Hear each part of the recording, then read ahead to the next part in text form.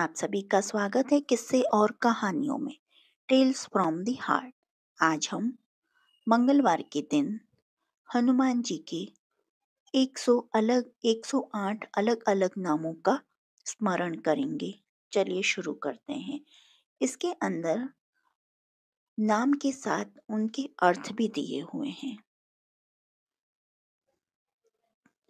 ओम अंजनाय नमः, ओम महावीराय नमः, ओम हनुमते नमः, ओम मारुतात्मजाय नमः, ओम तत्वज्ञानप्रदाय नमः, ओम सीतादेवी मुद्राप्रदायकाय नमः, ओम अशोकावनक्षेत्रे नमः, ओम सर्वमायाविभञ्जनाय नमः, ओम सर्वबन्धविमोक्त्रे नमः, ओम रक्षोविन्ध्वंशकारकाय नमः, ओम परविद्यापरिहारे नमः, ओम परशौर्यविनाशनाय नमः, ओम परमन्त्रनिराकर्त्रे नमः, ओम परयन्त्रप्रभेदके नमः,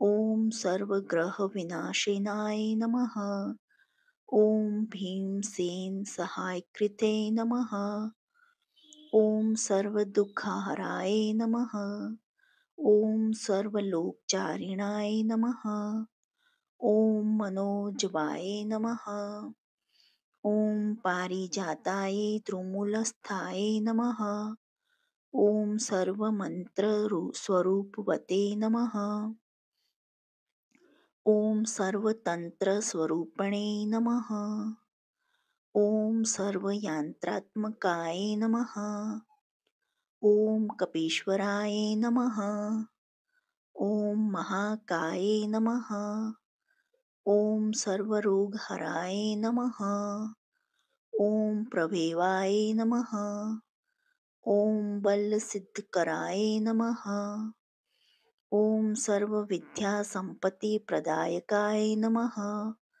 ओम कपीसेनानायकाय नमः, ओम भविष्यचतुरनाय नमः,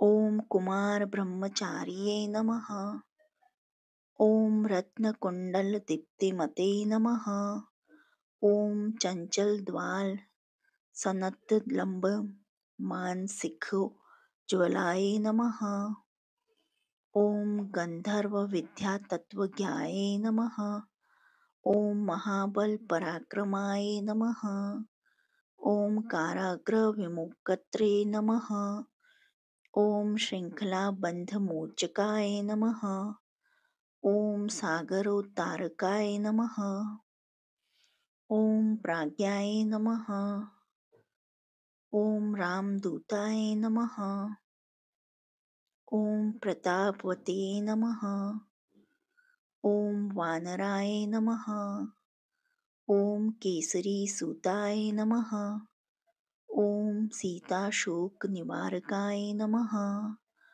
ओम अंजनागर्भसम्भूताय नमः, ओम बालकासुरदंशाननाय नमः, ओम विभीषणप्रियकराय नमः, ओम दशग्रीवकुलन्तकाय नमः, ओम लक्ष्मणप्राणदात्रे नमः, ओम वज्रकाय नमः, ओम महाद्युताय नमः, ओम चिरञ्जीविने नमः, ओम रामभक्ताय नमः, ओम दैत्यकार्य विघातकाय नमः, ओम अक्षहन्त्रे नमः, ओम काञ्चनाभाय नमः, ओम पंचवक्त्राय नमः, ओम महातापस्ये नमः, ओम लंकिनी भजनाय नमः, ओम श्रीमते नमः, ओम सिंहिका प्राणभञ्जनाय नमः, ओम गन्धमादनाय शैलस्थाय नमः, ओम लंकापुरविदायकाय नमः। ओम सुग्रीसचिवाय नमः। ओम धीराय नमः।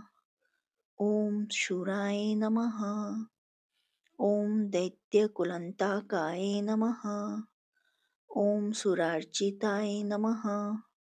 ओम महातेजसाय नमः। ओम रामचूड़ामणिप्रदकाय नमः। ओम कामरूपिणे नमः। ओम पिंगलाक्षाय नमः। ओम वर्धिमेनाकपूजिताय नमः। ओम कबलीकृत मार्तंड मंडलाय नमः। ओम विजितेन्द्रियाय नमः। ओम राम सुग्रीसंध्राय नमः। ओम महारावणमर्दनाय नमः। ओम स्फाटेकाभ नमः। ओम वागधीशाय नमः। ओम नव्यायकृत पंडिताय नमः।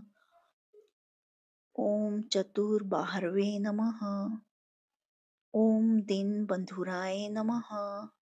ओम महात्माय नमः। ओम भक्तवत्सलाय नमः। ओम संजीवन नगाहर्ते नमः। ओम सूचये नमः। ओम वाग्मिने नमः। ओम दृढ़व्रताय नमः। ओम कालनेमि प्रमथन नमः। ओम हरिमर्कटमर्कटाय नमः। ओम दान्ताय नमः। ओम शान्ताय नमः। ओम प्रसन्नात्मने नमः। ओम शान्तकण्ठमदापहते नमः। ओम योग्याय नमः। ओम मखतालोलाय नमः। ओम सीता ओम सीता वैष्णवे पंडिताय नमः। ओम वज्रधनुष्टाय नमः।